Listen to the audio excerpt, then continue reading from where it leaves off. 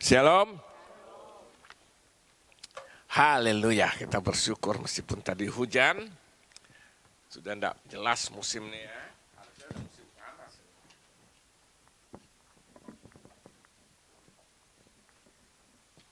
Keributan juga ada. Lagi rame nih.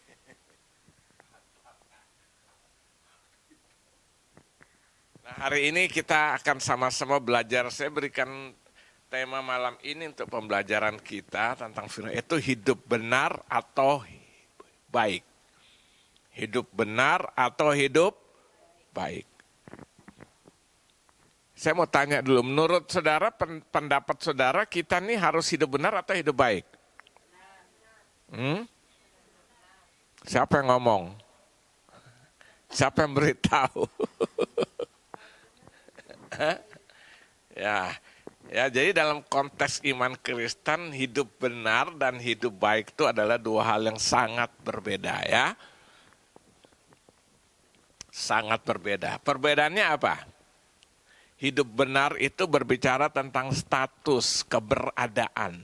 Sementara hidup baik itu berbicara sikap hidup atau perbuatan.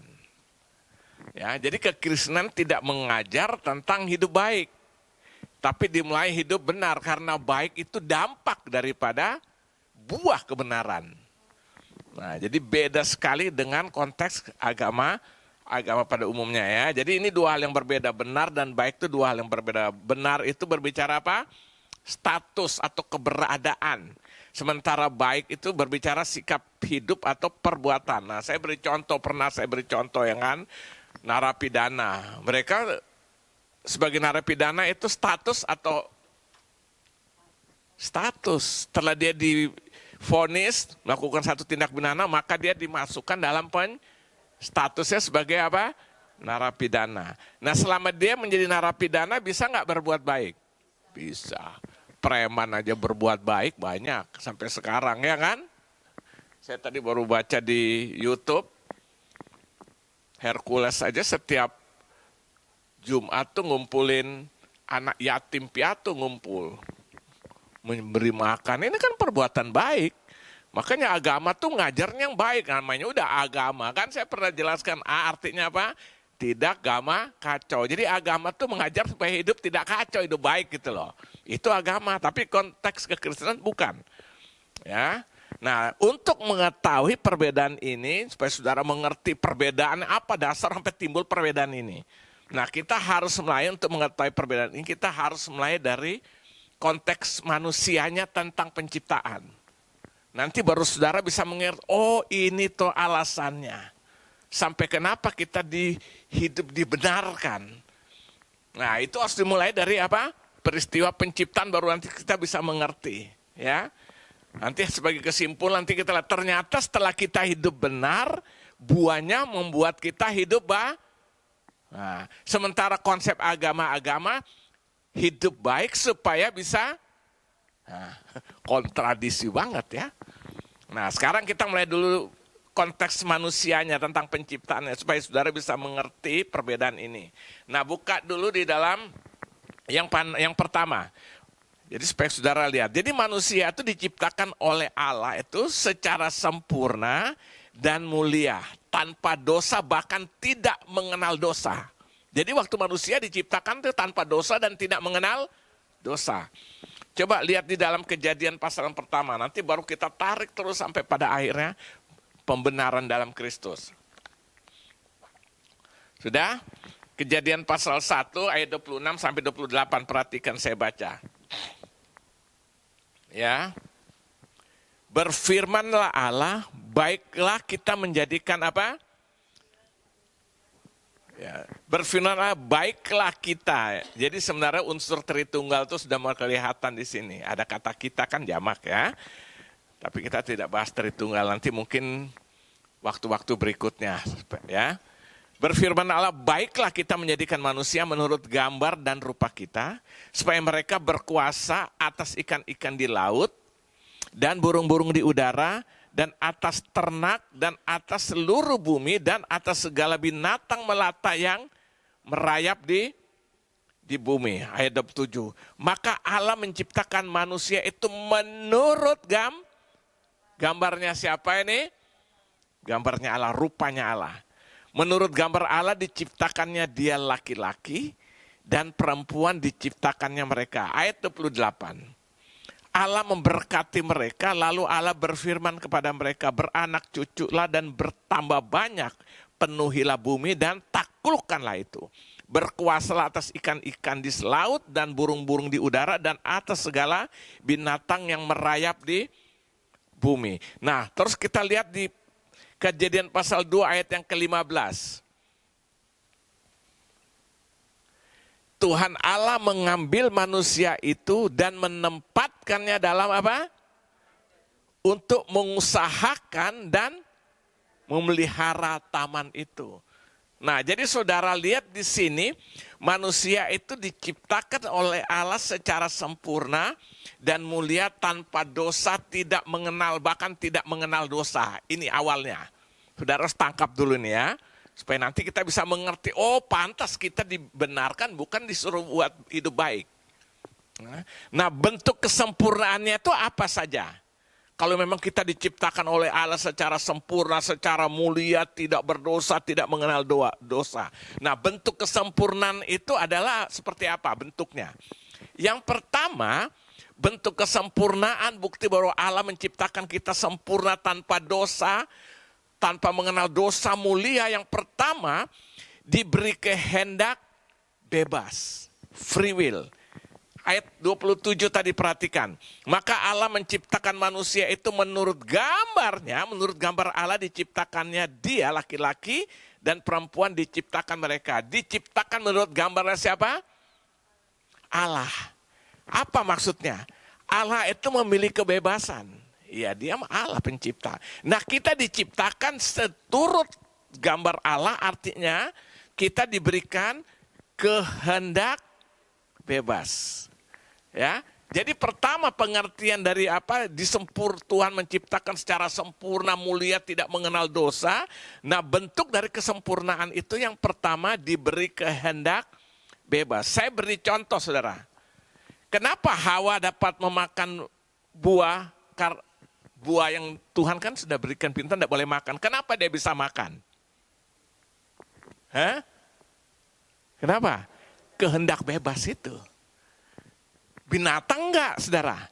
Sampai hari ini saudara tidak akan pernah melihat seekor kambing masuk di McDonald 24 jam sunter tuh, lalu nongkrong situ minta McDonald dan minum apa? Coca-Cola. Wih, sedap banget ya kan? Kenapa? Dia dari dulu di program udah lu makannya udah tumbuh-tumbuhan aja udah sampai dia mati pun seperti itu. Kita kan macam-macam kan?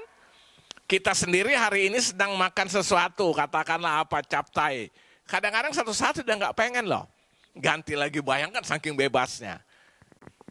Jadi saudara bisa lihat, bentuk kesempurnaan Allah menciptakan kita, kita diberi kehendak bebas. Itulah sebabnya kenapa Hawa akhirnya memakan buah yang Tuhan larang.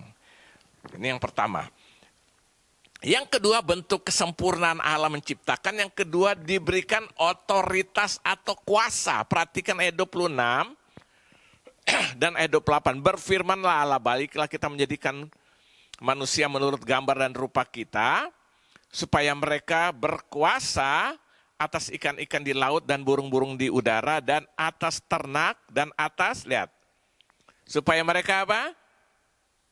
Berkuasa atas ikan-ikan di laut dan burung-burung di udara dan atas ternak dan atas seluruh bumi dan atas segala binatang melata yang merayap di bumi. Langsung pindah ke ayat 28. Allah memberkati mereka, lalu Allah berfirman pada mereka, beranak cuculah dan bertambah banyak, penuhilah bumi dan taklukkanlah. Nah, ya kan? Taklukkanlah itu. Berkuasalah atas ikan-ikan di laut dan burung-burung udara dan atas segala binatang yang merayap di bumi. Jadi bentuk daripada kesempurnaan Tuhan menciptakan, yang pertama diberi kehendak bebas, yang kedua diberikan otoritas atau kuasa. Nah, tapi setelah manusia jatuh dalam dosa, kuasa itu dipergunakan secara salah. Disuruh menguasai binatang-binatang, sekarang dia berperilaku seperti ya kan? Ya kan? Atau dia menguasai orang lain ya, dia anggap udah kayak binatang aja kan, penjajahan terjadi di mana-mana ya kan, teriak caci maki orang ya kan. Lihat, itu gara-gara ini saudara, penciptaan itu diberikan kuasa, otoritas. Nah yang ketiga, Allah sendiri yang memberkati secara langsung. Waduh, saudara perhatikan ciptaan yang lain tidak diberkati. Tapi khusus manusia ada berkatnya. Ayat 28, Allah memberkati mereka. Lalu Allah berfirman pada mereka, beranak cuculah dan bertambah banyak, penuhilah bumi dan taklukkanlah itu, berkuasalah ya kan. Allah memberkati apa? Mereka. Lihat. Jadi saudara lihat sini bentuk dari kata kesempurnaan itu, Allah memberkati mereka. Maka setelah kita dibenarkan, pasti berkat Allah itu akan turun. Saya tadi baru dapat telepon dari seorang gembala. Nah dia tuh punya pengerja tuh menjadi orang yang luar biasa dalam Tuhan. Masih ya mungkin sekitar 40-an lah. Suami istri nggak punya anak. Dan orang ini akhirnya dekat juga dengan saya. Baik, dia kadang-kadang nanya-nanya ya kan. Luar biasa dia bekerja. Akhirnya satu saat setelah pandemi kemarin, akhirnya dia udah nggak enak kerja. Yang orang Chinese nih. Akhirnya ini dia pengen ke luar negeri. Nah selalu dia telepon saya, kadang-kadang nanya. Saya bilang, hidup kita jangan dirancangkan sendiri. Kalau kamu rancangkan sendiri pasti kecewa. Kita punya kehendak bebas enggak untuk merancang? Ya. Nah Amsal bilang ada jalan disangka lurus, ujungnya menuju maut. Akhirnya udah cerita, bahkan bukan apa, saya akhirnya tahu ternyata gembala tuh dikasih rumah sama dia. Rumah yang cuma satu itu dikasih tinggal gembalanya. Dia mendingan tinggal di ruko tempat kakaknya. Akhirnya akhirnya setelah itu mereka pengenlah kerja luar negeri. Uruslah visa Australia. Sudah sampai di airport gagal. Tidak bisa berangkat karena tidak tahu visanya mungkin palsu atau apa, nggak tahu, singkat cerita. Tapi saya besarkan hati, udah Tuhan punya rencana yang lebih indah. Udah akhirnya supaya itu, akhirnya dia untuk menghindari sakit kecewa, dia main-main lah, cuma berdua kan, mereka ke Singapura, terus ke mana lagi, ke Hong Kong. Maksudnya dia supaya dia punya paspornya lebih banyak. Nah itu karena akhirnya dia berubah, dia pengen ke Amerika. Nah luar biasa saudara, begitu dia ambil visa langsung dia bilang, telepon om, visa saya diterima langsung. Orang ambil visa Amerika itu susah loh. Karena akhirnya udah berangkat, akhir tanggal 27 kemarin berangkat. Sebelum berangkat dia telepon, pengen ajak jalan. Jadi saya sama gembalanya, sama istrinya, sama saya, akhirnya kita berlima. Kemana? Ajak nongkrong di Pik Duana kan. Ya pengen ngobrol-ngobrol, udah akhirnya ditraktir makan. Sebelum berangkat dia bilang, om mau kopi susu gula aren nggak? Istri yang buat, udah bawa. Akhir tanggal 27 berangkat. Tadi saya baru dapat telepon lagi dari gembalanya. Dia sudah tiba, emang saya lihat di Facebook, waduh tanpa masalah di sana semua berjalan lancar. Dan yang luar biasa apa yang terjadi? Dia kan selalu dipesan cari gereja yang jangan sampai meninggalkan komunitas gereja. Ini melayani luar biasa suami istri ini. Akhirnya apa? Dia telepon lah, gembalanya telepon pendeta Ferry Tasik. Dikasihlah alamat karena mereka di New York nih. Ternyata dia tidak sangka gereja itu tinggal jalan kaki dari tempat kosnya. Berarti kan luar biasa kan, enggak butuh. Akhirnya bergereja situ dan ternyata di welcome banget orang situ kan. Dan yang luar biasa akhirnya saudara tahu, mulai besok sudah kerja. Cepet banget. Jadi mulai besok udah mulai kerja Jumat, karena sana kan masih Kemis nih kan.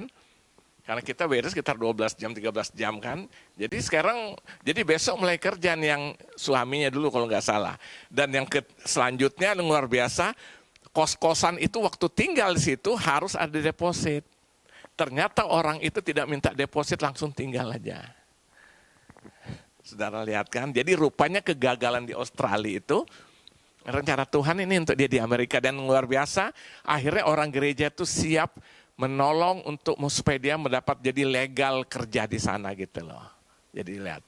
Nah, jadi yang saya maksudkan inilah kita lihat, kalau kita sudah jadi benar, tidak merancangkan untuk diri kita dengan cara kita, pasti Tuhan yang merancangkan yang the best. Kegagalan Australia rupanya berubah menjadi di Amerika. Saya sampai kaget, lu dapat visa gampang banget itu loh. Nah, jadi saudara lihat ya. Jadi Tuhan membuat kita tuh jadi benar, bukan menjadi apa? Baik, itu hanya buah. Nah, diberikan otoritas, terus Allah sendiri yang apa? Memberkati secara langsung. Nah, ini kita lihat bentuk daripada kesempurnaan Allah dalam Dia mencipta manusia. Ini yang pertama. Ya, manusia diciptakan oleh secara sempurna dan mulia tanpa dosa, bahkan tidak mengenal dosa ya. Nah, bentuk dari kesempurnaan itu diberi kehendak bebas, diberikan otoritas atau kuasa. Yang ketiga, Allah sendiri memberkati. Nah, sekarang kita mulai masuk yang poin yang kedua. Setelah Dia ciptakan semua itu, ya kan? Nah, sekarang ternyata Tuhan berikan perintah. Perintah Allah kepada mereka.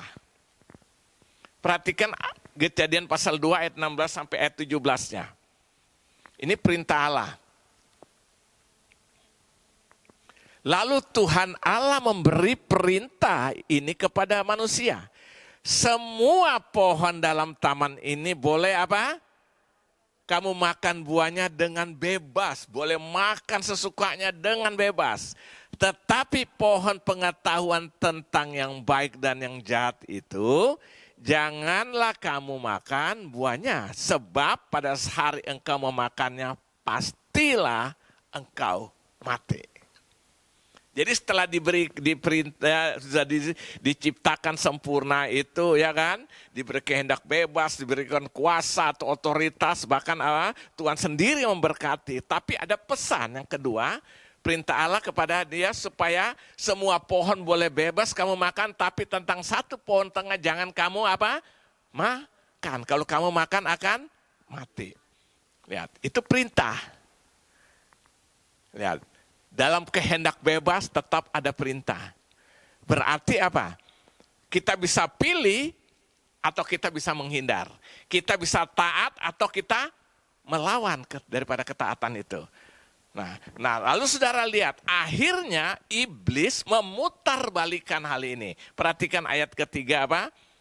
Dia memakai firman juga loh. Jangan saudara pikir iblis itu datang dengan yang aneh-aneh loh. Perhatikan ayat pasal ketiga ayat 4 sampai ayat kelima. Tetapi ular itu berkata kepada perempuan itu, sekali dari ayat 3 ya, tapi tentang buah pohon yang ada di tengah-tengah taman, Allah berfirman jangan kamu makan ataupun raba buah itu, nanti kamu, ini kata siapa? Wanita itu, Hawa itu kepada iblis. Tetapi ular itu berkata kepada perempuan itu, sekali-kali kamu tidak akan mati. Ya kan?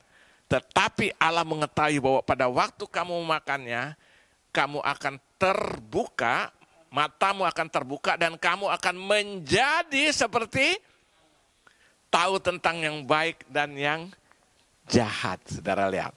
Nah, saudara lihat akhirnya, saudara lihat pada akhirnya apa?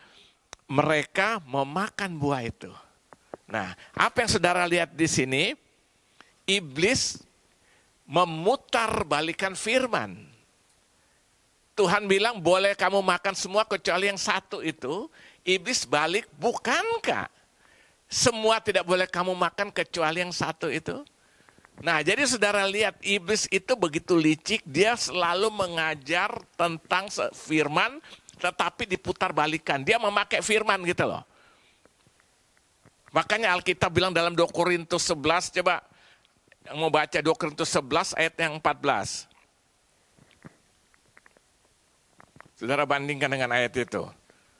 Perintah Allah jangan makan, tapi iblis memutarbalikkan kebenaran itu. 2 Korintus 11 ayat 14. Siapa yang mau baca?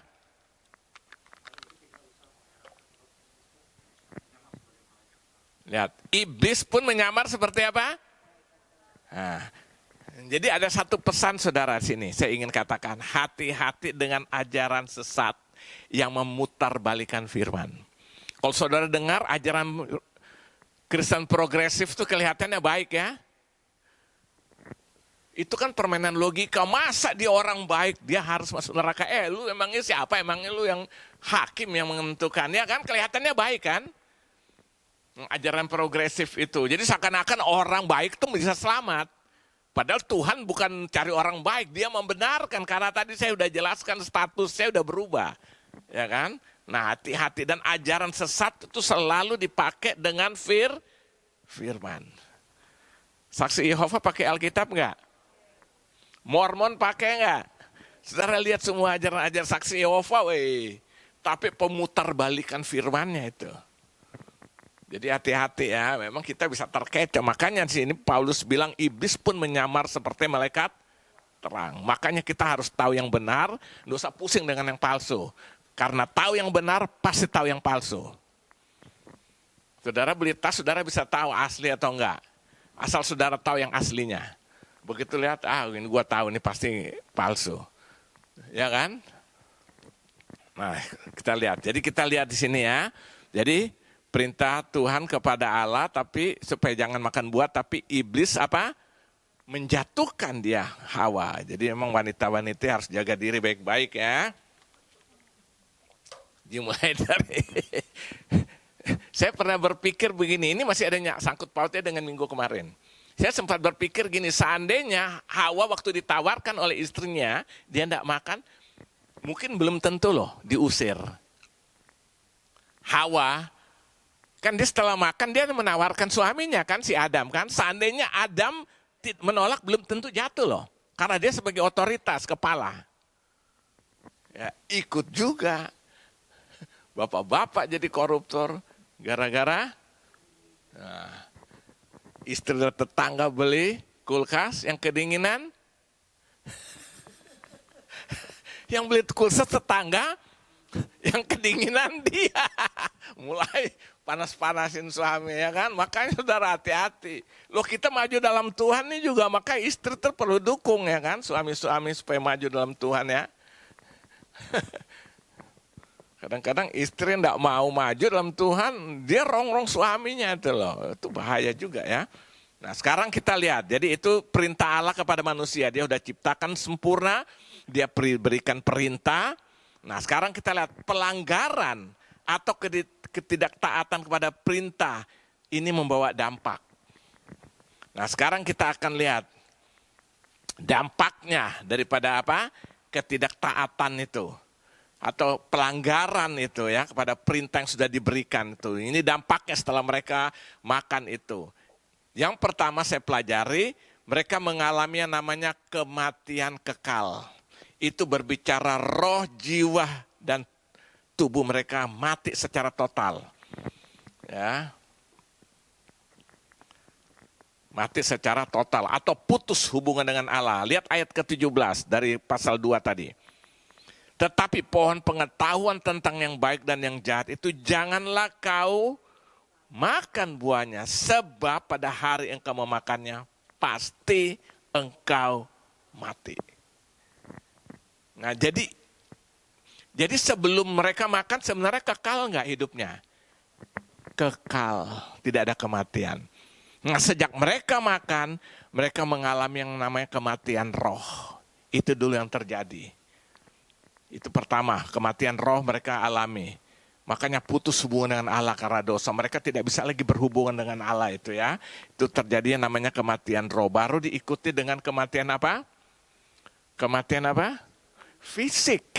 Roh, jiwa itu hal yang berpengaruh mati. Dan akhirnya terjadi kematian fisik. Makanya sampai hari ini kita ini semua punya umur hidup. Jadi kalau kita hari ini ada berapa tahun, itu berarti apa? Itulah umur hidup yang Tuhan berikan. Seperti Yaro hari ini dia ulang tahun. Itu berarti, saya juga baru lihat tadi mau ke sini. Jadi selamat Yaro. Itu berarti Tuhan beri usia sampai hari ini ya kan? Tapi nggak akan kekal. Pasti satu saat akan mati. Ya ini dampak itu. Tapi setelah kita dalam Tuhan kita dipulihkan apanya dulu? Rohnya menjadi manusia baru tuh roh. Nah tubuh masih tetap mati karena nanti tunggu waktu Yesus datang kedua kali dibangkitkan dengan tubuh kemuliaan baru yang namanya sempurna. Itu seperti itu. Kita kembali seperti awal penciptaan. Ya, jadi kematian roh tadi. Nah setelah itu apa? Pelanggaran atau ketidaktaatan kepada perintah yang membawa pada dampak yang pertama kematian kekal. Yang kedua, manusia mulai mengenal dosa atau hidup di dalam dosa. Mulai mengenal dosa atau hidup di dalam dosa.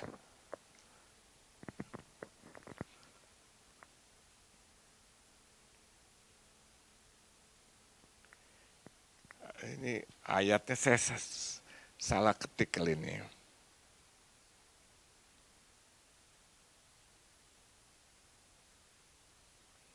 Ayat keberapa nih ya? Nah, pokok manusia mulai mengenal dosa itu.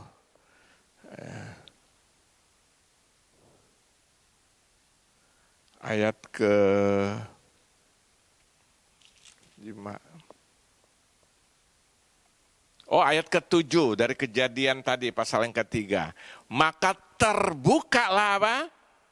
Mata mereka berdua dan mereka tahu bahwa mereka telan. Lalu mereka menyemat daun pohon ara dan membuat cawat. Jadi saudara lihat akibat pelanggaran itu yang pertama kematian kekal mulai alami. Manusia mulai mengenal dosa. Ya kan, mereka mulai terbuka. Tadinya mengenal nggak? Tidak. Mengenal dosa, ya kan? Nah, itu dampak yang kedua setelah kejatuhan. Manusia mulai mengenal dosa, tahu yang nggak benar tuh kan. Nah, yang ketiga, manusia mulai hidup di dalam ketakutan. Ya, jadi dampaknya manusia mulai hidup di dalam ketakutan. Lihat ayat 8 sampai dengan ayat 10 dari Kejadian pasal 3 tadi. Ketika mereka mendengar bunyi langkah Tuhan Allah yang berjalan-jalan dalam taman itu pada waktu hari sejuk. Kenapa? Terus bersembunyilah manusia dan istrinya itu terhadap Tuhan Allah di antara pohon-pohon di dalam taman. Tadinya berhubungan akrab enggak? Sekarang takut, bersembunyi. Tetapi Tuhan Allah memanggil manusia itu dan berfirman kepadanya, "Di manakah engkau?" Ia menjawab, "Ketika aku mendengar bahwa engkau ada dalam taman ini, aku menjadi takut karena aku telanjang, sebab itu aku bersembunyi." Jadi dampak yang ketiga, saudara, setelah mereka melanggar itu, mereka mengalami yang namanya apa? Hidup di dalam ketakutan. Jadi sampai hari ini dampak ketakutan itu karena dosa. Ada kan orang takut kan? Takut masa depan, takut ini, takut segala macam. Ingat itu semua dampak dosa. Makanya Yesus bilang jangan takut, jangan khawatir. Kenapa? Karena dalam dia ubahkan hidup kita menjadi benar. Dan akhirnya kita tidak rasa takut. Kalau toh kita takut, kita serahkan pada dia, dia akan ambil alih. Petrus bilang serahkanlah segala khawatirmu kepada dia. Karena dia akan memelihara hidupmu. Yesus sendiri bilang dalam Matius 6, jangan takut, jangan khawatir tentang makan, pakai, minum, dan sebagainya. Amin. Kenapa? Ketakutan itu dampak dari kejatuhan manusia dalam dosa. Mulai ada rasa takut, ya. Setelah itu apa? Yang berikutnya, manusia mulai hidup saling menyalahkan, saling lempar kesalahan. Ini sampai hari ini seringkali kalau kita tidak sportif berjiwa besar itu terjadi. Lihat ayat 11 sampai ayat 13. Firman-Nya, siapakah yang beritahukan kepadamu bahwa engkau telanjang? Apakah engkau makan dari buah pohon yang kularang engkau makan itu? Lihat, ayat 12. Manusia itu menjawab. Lihat, siapa yang menjawab manusia di sini? Adam. Perempuan yang kau tempatkan di sisiku. Lihat, dia mulai menyalahkan siapa? Istrinya. Dia yang memberikan dari buah pohon itu kepadaku, maka aku makan. Lihat, padahal kalau dia tidak makan kan bisa, itu kan keputusan. Lihat, mulai apa? Saling menyalahkan. Dalam hal ini dia salahkan siapa? Tuhan. Kemudian berfirmanlah Tuhan Allah kepada perempuan itu. Apakah yang telah kau perbuat ini? Jawab perempuan itu, ular itu yang memperdayakan aku, maka aku makan. Nah saudara, dampak kejatuhan manusia sekarang tidak taat itu, yang berikutnya apa? Selalu saling menyalahkan atau lempar kesalahan. Sampai hari ini masih terjadi enggak? Kecuali kita sportif, minta maaf. Tapi seringkali saling Iya, gara-gara dia sih. Ya, di gereja ada nggak gitu? Maka kita harus berubah, kita harus jadi seperti Daud. Makanya Alkitab bilang, aku berkenan. Daud itu berbuat salah, tapi sportif. Dia tidak menunjuk ke siapa-siapa. Aku salah, ya aku salah, aku akui. Dan dia minta ampun. Itu sebenarnya yang Tuhan kehendaki kita semua ini. Kita memang sedang bergumul bisa salah, tapi jangan udah salah lempar sana, lempar sini ya kan. Cari kambing hitam nggak ada, udah kambing putih juga ya kan. Lihat. Jadi ini semua dampak daripada ketidaktaatan itu loh. Nah selanjutnya, ayat 16. Wanita akan melahirkan dengan kesakitan atau susah payah. Ayat 16. Ini semua dampak saudara ketidaktaatan itu. Firman-Nya kepada perempuan itu, susah payahmu waktu mengandung akan kubuat sangat banyak. Dengan kesakitan engkau akan melahirkan anakmu, namun engkau akan berahi kepada suamimu dan ia akan berkuasa atasmu. Lihat, dampak daripada kejatuhan makanya manusia, wanita melahirkan rasa apa? Nah, ini semua dampaknya. Tapi kalau saya lihat di televisi itu binatang itu enak aja ambil berdiri. Kayak rusa blos. Aman kan? Dia paling tidur sebentar langsung bisa berdiri kan? Coba lihat wanita sampai teriak-teriak ya kan? Kalau udah nggak tahan akhirnya disesar. Ini semua dampak. Ya kan? No. Nonce jambak. Gara-gara lu nih. Lihat. Ini dampaknya masih sekarang masih ada nih saudara ya kan. Itu semua dampak ya. Waktu mencari waktu melahirkan susah. Yang selanjutnya dampaknya, banyak banget. Manusia akan bersusah payah untuk mencari nafkah kehidupan. Padahal dulu diciptakan Tuhan ditaruh taman silakan menguasai. Sekarang lihat kebalikannya, lihat ayat 17 sampai 19. Lalu firman-Nya kepada manusia itu, karena engkau mendengarkan perkataan istrimu, lihat ini gara-gara dengar istri juga. Dan memakan dari buah pohon yang telah kuperintahkan kepadamu, jangan makan daripadanya. Maka terkutuklah tanah karena engkau. Dengan bersusah payah engkau akan mencari rezekimu dari tanah seumur hidupmu. Ayat 18, semak duri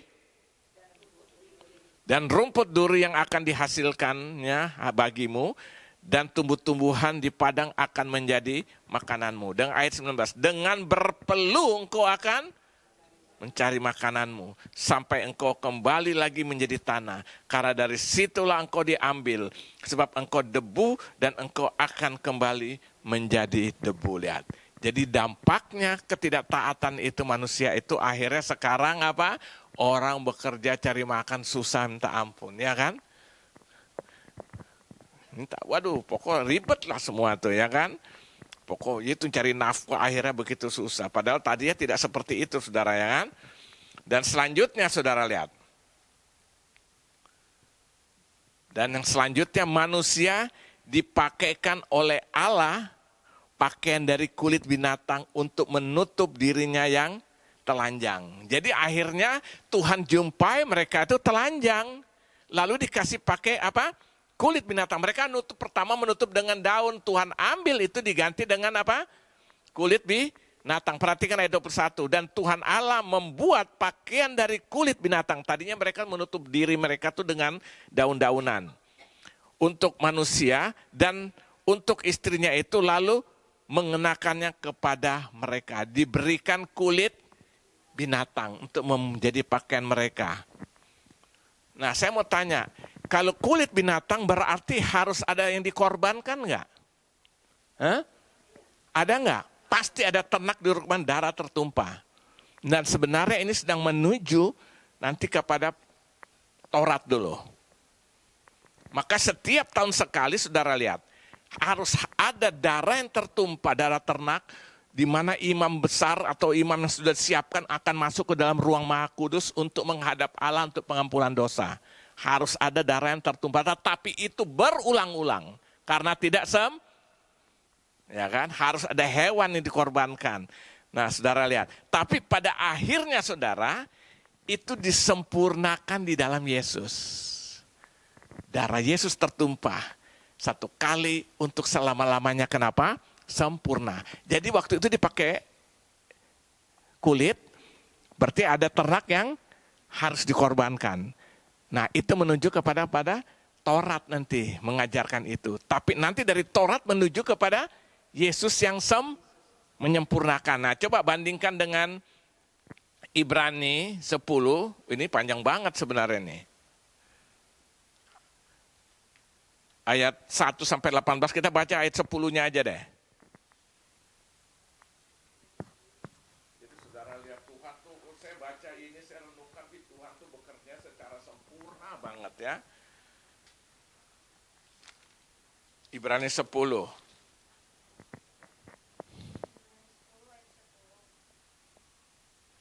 Dari ayat 1 aja. Baca dulu ayat 1, nanti saya lihat. Ya.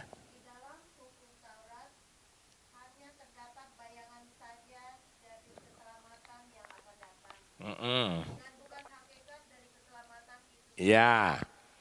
Karena itu, dengan korban yang sama yang setiap tahun terus-menerus dipersembahkan, hukum Taurat tidak mungkin menyempurnakan Ya. mereka yang datang mengambil bagian di dalamnya. Ya. Sebab jika hal itu mungkin, pasti orang tidak mempersembahkan korban lagi, sebab mereka yang melakukan ibadah itu tidak sadar lagi akan dosa setelah disucikan sekali untuk selamanya. Ya. Tetapi justru oleh korban-korban itu Ya. setiap tahun orang diperingatkan akan adanya dosa. Ya. Sebab tidak mungkin darah lembu jantan atau darah domba jantan menghapuskan dosa. Karena itu, ketika ia masuk ke dunia, ia berkata, korban dan persembahan tidak engkau kehendaki, tetapi engkau telah menyediakan tubuh bagiku. Ya. Kepada korban bakaran dan korban penghapus dosa engkau tidak berkenan. Ya. Lalu aku berkata, sungguh aku datang, dalam gulungan kitab ada tertulis tentang aku untuk melakukan kehendak-Mu, ya Allahku. Di atas ia berkata, korban dan persembahan, korban bakaran dan korban penghapus dosa tidak engkau kehendaki, dan engkau tidak berkenan kepadanya, meskipun dipersembahkan menurut hukum Taurat. Dan kemudian katanya, sungguh aku datang untuk melakukan kehendak-Mu. Yang pertama, ia menghapuskan supaya menegakkan yang kedua. Dan karena kehendaknya inilah kita telah dikuduskan satu kali Ya. selama-lamanya oleh persembahan tubuh Ya, Kristus. sudah stop situ. Nanti saudara boleh baca semua. Jadi saudara lihat, akhirnya penyempurnaan korban itu sampai kepada Yesus. Makanya Yesus darahnya tertumpah. Dan itu satu kali untuk selama-lamanya. Makanya dia disebut imam besar.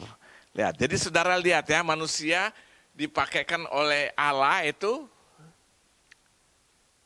kulit binatang, itu sudah menunjukkan pada Taurat. Tapi Taurat tidak sempurna, makanya harus berulang-ulang. Sebenarnya tujuan untuk supaya mengingatkan bahwa lu berdosa. Lu berdosa setiap tahun, supaya nanti penyempurnaan penggenapannya secara total dilakukan waktu Yesus datang pertama kali. Dan dia sudah menggenapi itu ya. Makanya dia makanya ayat 10. Dan karena kehendaknya ini, lah kita telah dikuduskan satu kali untuk oleh persembahan tubuh Yesus Kristus. Makanya sudah tidak perlu lagi berulang-ulang seperti pada zaman perjanjian lama tentang Taurat ya. Nah saudara, dan yang akhirnya saudara, yang berikutnya setelah kejatuhan itu manusia diusir oleh Allah dari Taman Eden. Nah, kita kembali lagi dalam kitab Kejadian. Kitab Kejadian tadi buka ayat 23 sampai 24. Lalu Tuhan Allah mengusir dia dari Taman Eden supaya ia mengusahakan tanah dari mana ia diambil. Ia menghalau manusia itu dan di sebelah timur Taman Eden ditempatkannya lah beberapa kerub. Kerub tuh tahu nggak kerub? Itu malaikat sayap itu lah ya. Dengan pedang yang bernyala-nyala. Jadi malaikat berjaga-jaga dan pedang dan menyambar-nyambar untuk menjaga jalan ke pohon kehidupan itu. Ya, jadi akhirnya saudara lihat apa? Manusia itu diusir keluar dari Taman Eden. Jadi saudara lihat itu penciptaan sampai manusia melanggar. Dan dampaknya tadi kita bisa lihat banyak banget itu kan. Sampai hari ini pun masih terjadi kalau kita tidak diubahkan dalam Kristus. Nah, makanya sekarang kita lihat konteks pembenarannya kita lihat oleh Allah di dalam Yesus Kristus. Nah, ini konteks pembenarannya. Yang pertama kita lihat konteks pembenar, manusia dibenarkan oleh karena kasihnya, bukan karena perbuatan baik manusia. Nah, ini ayat yang sangat terkenal. Coba perhatikan Yohanes 3 ayat 16.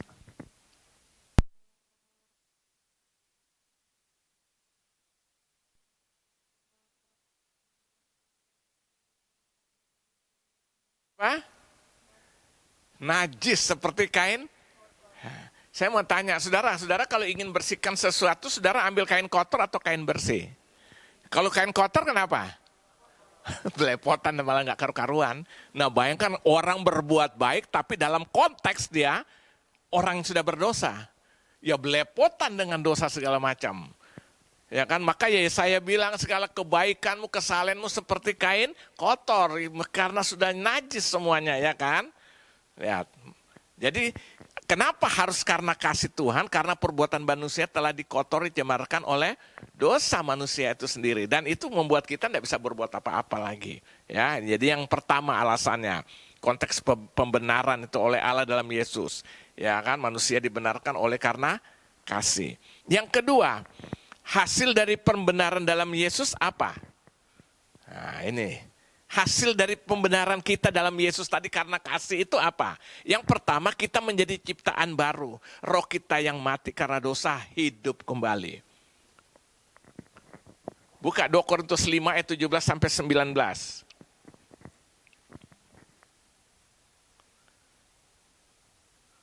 Saudara kalau mengerti ini, aduh bangga banget saudara jadi orang Kristen itu. Jadi yang kedua, hasil pembenar dalam Yesus itu apa? Tadi kan karena kasihnya udah benar. Lalu hasilnya apa dari pembenaran itu? Kita menjadi apa? Ciptaan baru. Atau roh kita yang mati karena dosa hidup kembali. Coba lihat 2 Korintus 5. Ya. Siapa yang ada dalam Kristus? Dia adalah ciptaan baru, yang lama sudah berlalu, sungguh yang baru sudah. Amin. Terus masuk sampai ayat 18. Dan semuanya ini dari Allah.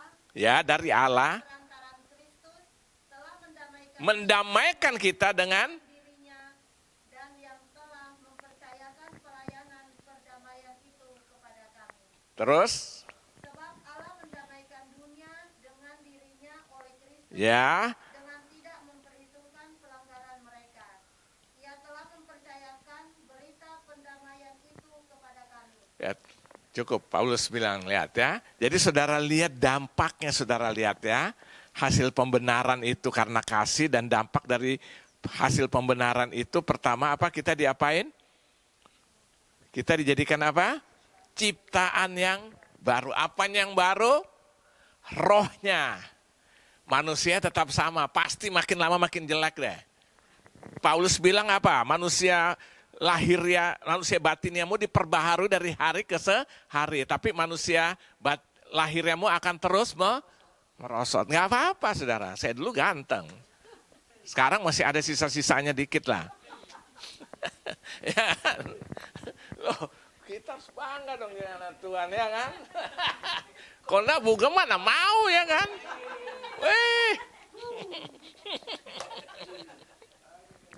Haleluya, ya kan? Jadi kita lihat. Jadi hasil pembenaran kita lihat dalam Kristus itu kita jadi apa? Jadi ciptaan udah ketawa cukup lah. Itu enggak merubah kegantengan saya juga. Nah, yang kedua saudara, dampak dari pembenaran karena kasih itu. Yang kedua, status kita berubah dari orang berdosa, diangkat menjadi anak-anak Allah. Coba saudara buka dalam Galatia pasal 4. Makanya kalau kita tidak sungguh-sungguh, tidak gairah dalam Tuhan, itu kebangetan dah. Maka sampai Paulus pernah bilang apa? Semua kuanggap apa? Ya, kita harus seperti itu. Gak usah pikir dulu tentang hidup-hidup, nanti dia ngatur, dia ngerancang semuanya yang terbaik. Namanya anak, ya kan? Anak gak perlu mikir tentang begini, begitu. Bapak tahu yang terbaik bagi anak-anaknya. Coba buka. Sudah, Galatia 4 ayat 4 sampai 7. Tetapi setelah genap waktunya, maka Allah akan mengutus anaknya yang lahir dari seorang perempuan dan takluk kepada hukum Taurat. Takluk kepada hukum Taurat. Dia diutus untuk menebus mereka yang takluk kepada hukum Taurat, supaya kita diterima menjadi anak. Ya, kita diterima menjadi anaknya.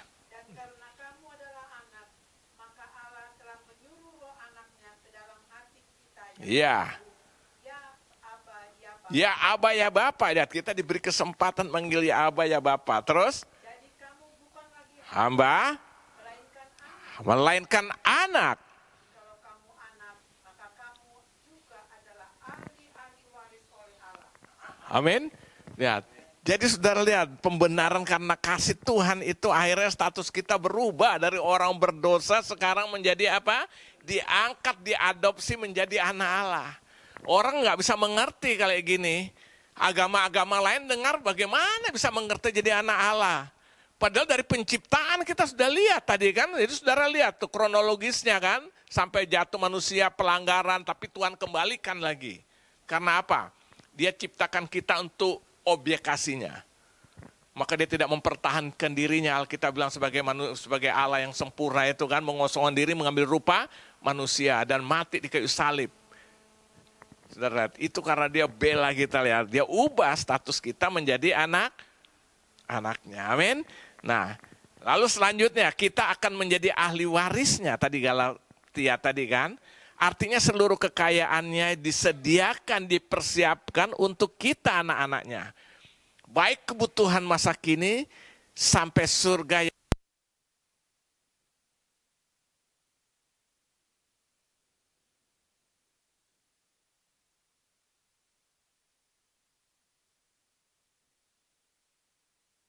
Kamu anak, maka kamu juga adalah apa? Ahli waris oleh Allah. Nah itu pertama ahli waris tentang kerajaan Allah yang kekal. Kita menjadi ahli waris itu.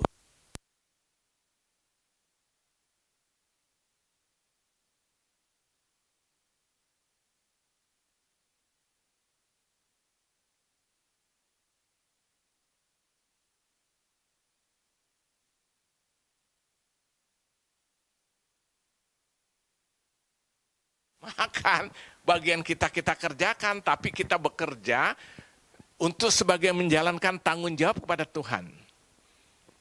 Saya selalu tanya, kalau pernah beberapa kali saya diundang untuk membahas tentang dunia kerja. Pertanyaan pertama selalu saya tanya, untuk apa saudara bekerja? Ternyata jawabannya sama semua, mungkin cuma versi bahasanya, supaya dapat uang. Saya bilang, itulah dasarnya, begitu ada kesempatan bisa ciak uang orang sikat habis. Benar nggak? Karena bekerja untuk, sementara kalau konteks kita bekerja menjalankan tugas tanggung jawab untuk melindungi nama Tuhan. Nah saya mau tanya, orang waktu bekerja udah ada hitung-hitungan nggak? Lu gaji sekian, kan sudah ada dong. Main band aja udah ada kontraknya kan? Nah berarti kalau kita hanya untuk uang, berarti udah itu jadi sasaran saudara ya kan. Nah jadi menjalankan tugas tanggung jawab ya kan. Nah nanti berkat Tuhan itu Tuhan akan cukupkan. Jadi untuk kebutuhan hari ini percaya deh. Ya kan, tapi kita lakukan bagian kita biar Tuhan lakukan bagian Tuhan. Jadi kita sebagai apa? Ahli waris. Saya ketemu beberapa orang-orang kaya saudara. Selalu dia secara manusia dia udah gak butuh apa-apa gitu loh. Mau ngapain sih, emangnya makan sehari 10 kali ya kan? Makan juga ya sekedarnya. Orang tambah usia itu kan kadang-kadang kan makannya juga udah Tidak banyak, hanya secukupnya kan. Orang-orang kaya selalu saya tanya, wih Bapak ini usahanya hebat begini saya. Ini semuanya juga bekerja bukan untuk saya lagi, untuk apa? Anak. Ya, makanya kita anak menjadi ahli waris. Maka Yesus bilang, anak minta roti tidak mungkin dikasih batu, minta ikan tidak mungkin dikasih ular. Kamu aja yang jahat bisa mikir, apalagi aku. Nah, karena kita ahli waris, ya. Nah, terus setelah itu apa? Kita lihat dampak pembaharuan. Kita dapat berjumpa dengan Allah yang Maha Kudus itu melalui Yesus secara apa? Roh. Jadi kita berjumpa dengan Yesus hari ini itu di dalam roh loh. Itu pasti yang paling alkitabiah. Jadi tidak harus nanti rame kayak dulu tahun berapa itu, yang di Keramat itu. Sempat ada yang tahu nggak di Keramat tuh sampai setiap malam Yesus menampakkan diri situ. Saya penasaran juga punya itu sampai bayangan parkirnya susah. Keramat berapa? 6 apa Keramat 5? Akhirnya penasaran juga mana nih. Itu udah kacau. Tapi ada sisi positif katanya dari situ tukang-tukang mabuk bertobat semua. Ya, ya kan? Ya, yang pasti kita dapat berjumpa dengan Yesus, dengan Allah yang Maha Kudus itu melalui Yesus secara apa? Secara roh. Nah, saudara buka dulu Matius 27.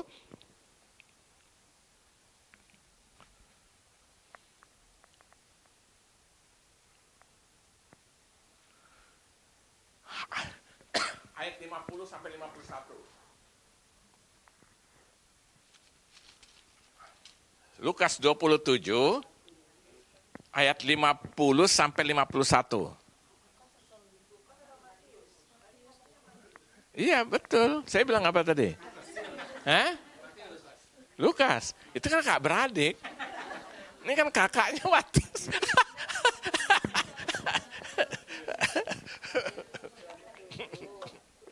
Oh Matius. Matius 27 ayat 50 sampai 51. Siapa mau baca atau saya yang baca? Saya ya. Dari ayat 50 aja. Yesus berseru pula dengan suara nyaring lalu menyerahkan nyawa. Ini waktu dia sudah disalibkan. Dan lihatlah tabir bait suci terbelah dua dari atas sampai ke bawah. Dan terjadilah gempa bumi dan bukit-bukit batu apa? Terbelah. Nah saudara tahu apa maknanya?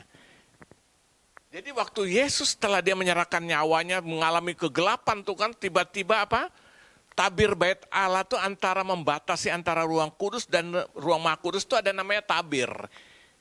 Zaman dulu tuh terbuat dari kayak kulit gitulah. Itu kayak pembatas. Jadi kan ada kalau kita belajar tentang ruang apa tabernakel tuh ada namanya halaman, ada ruang kudus dan ruang maha kudus. Nah ruang maha kudus tuh hanya bisa dimasuki oleh imam-imam tertentu 1 tahun sekali. Tadi saya udah bahas itu loh. Yang harus ada darah tertumpah mereka bawa korban itu kan. Untuk menghadap Allah untuk pengampunan dosa setiap tahun. Dan itu tidak selesai, terus berulang-ulang. Itu sedang menuju kepada nanti Yesus menyempurnakannya. Nah begitu saudara lihat. Lalu di antara ruang kudus dengan ruang maha kudus kayak gini nih ada tirai. Terbuat mungkin dari kayak kulit-kulit apa gitu. Waktu Yesus pas dan menyerahkan nyawanya. Dan lihatlah tabir bait suci terbelah dua dari atas sampai ke bawah. Dan terjadi gempa bumi dan bukit batu terbelah. Saudara lihat, terjadi terbelah dua. Apa maknanya itu? Hah? Maknanya apa? Sekarang kita bisa berjumpa langsung dengan Allah di dalam Yesus. Secara roh. Dulu tidak bisa, hanya imam. Imam aja masuk kalau salah-salah langsung mati. Saya pernah jelaskan kan, di dalam pakaian yang dia pakai di antaranya ada gemerincing tau nggak? Kayak apa? Kayak orang tarian itu loh, kayak penjual sate dulu tuh, kecak-kecak itu kan. Itu harus di bagian tubuhnya diikatkan itu, terus ada tali juga mengikat dari pinggang sampai keluar ruangan pintu apa? Tabir itu. Supaya apa? Supaya selama imam itu beraktivitas ketahuan, dengar dari apanya? Bunyi Nah begitu sudah tidak kedengaran berarti ngapain? Innalillahi wa inna ilahi. Nah, lanjut aja. Ya kan? Pasti mati. Nah fungsi tali itu untuk menarik keluar imam itu. Nah pertanyaan kenapa tidak ada orang masuk menolong? Lu mau masuk, mati. Nah saya mau tanya, susah nggak untuk berhadapan dengan Allah? Udah susah setahun sekali, salah-salah mati. Nggak. Nah waktu Yesus mati, begitu diserahkan nyawa semua, jadi gempa dan tabir itu terbelah dua dari atas ke bawah. Apa maknanya? Setiap kita sekarang bisa berjumpa dengan Allah di dalam Yesus, di dalam roh dan kebenaran. Saking gampangnya sampai kadang-kadang kita kurang ajar kan? Malas-malasan, seenak-enaknya. Lo benar saudara, lihat. Saudara lihat ini, itu terjadi saudara. Dalam perjanjian lama itu sulit banget. Nah coba saudara bandingkan dengan 1 Korintus 3 ayat 16. 1 Korintus 3 ayat 16, terus lanjut 1 Korintus 6 ayat 17 dan 19. Siapa mau baca? 1 Korintus 3 ayat 16. Kamu adalah bait Allah. Roh Allah, lihat sekarang bait Allah itu kita. Amin. Dulu tuh ya seperti itu, bait itu susah banget. Sekarang kita jadi baitnya, dia tinggal hidup dalam kehidupan kita. Dahsyat kan? Nah 1 Korintus 6, kita lihat di 6 ayat 17 dan 19-nya. Tetapi siapa yang mengikatkan dirinya pada Tuhan menjadi satu roh dengan Dia. Ya. Terus ayat 19. Atau tidak tahukah kamu bahwa tubuh baik Roh Kudus yang diam di dalam kamu, Roh Kudus yang kamu peroleh dari Allah, dan bahwa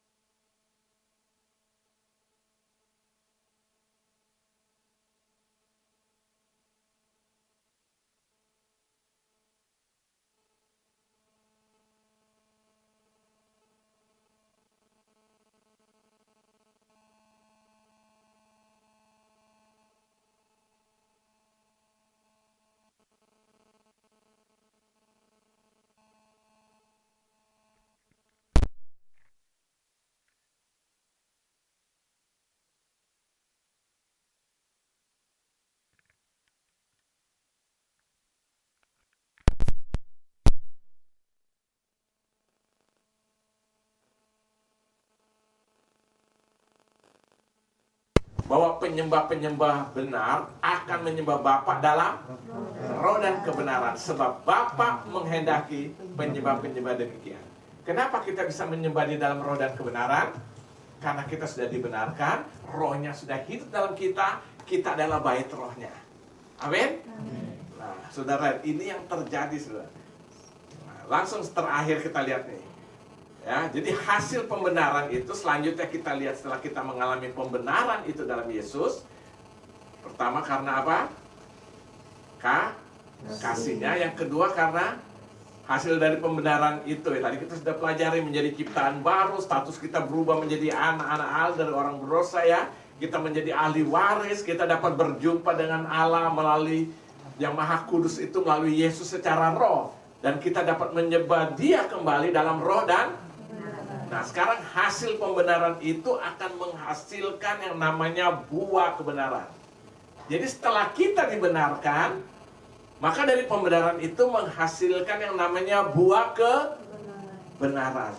Yaitulah perbuatan baik. Beda kan? Coba lihat Filipi 4 ayat 5. Perbuatan baik, Filipi 4 ayat 5. Maka di situ Paulus ajarkan kepada jemaat di Filipi itu. Siapa mau baca? Hendaklah kebaikan hatimu diketahui semua orang, Tuhan sudah dekat. Hendaklah apa? Kebaikan hatimu diketahui semua orang. Orang biar tahu kita ini orang baik. Kenapa? karena kita orang benar. Jadi menghasilkan apa? Buah kebenaran itu yang namanya perbuatan baik. Makanya salah satu buah roh kan, kasih, damai sejahtera, sukacita, kelemah lembutan, kebaikan. Lihat, itu semua akan keluar dengan sendirinya. Nah, Galatia 6 ayat 9 sampai 10, janganlah jemu-jemu berbuat baik, ya kan? Jadi kesimpulannya gini saudara, konteks iman Kristen itu kita berbuat baik karena sudah dibenarkan. Jadi buah karena kebenaran yang Tuhan berikan bagi kita, pembenaran yang Tuhan kerjakan dalam hidup kita, akhirnya kita menjadi orang benar dalam pandangan Tuhan, dan hasilnya mengeluarkan yang namanya buah kebenaran, diantaranya adalah kebaikan. Nah, konteks agama-agama, orang berbuat baik supaya menjadi benar. Jauh nggak? Jauh. Balik lagi. Jauh banget. Berbuat baik supaya benar. Kita nggak dibenarkan dulu. Dampak dari kebenaran, kebaikan akan keluar. Waduh, makanya saudara lihat, itu kekristenan itu luar biasa. Udahlah, sekali Yesus tetap Yesus, selamanya Yesus. Amin. Saya kira ini aja. Jadi saudara lihat jelas ya. Jadi supaya saudara ngerti ini. Jadi saudara hari ini mengerti dari awal penciptaan sampai akhir kenapa kita harus dibenarkan dalam Yesus. Dan dampak kebenaran itu menghasilkan buah.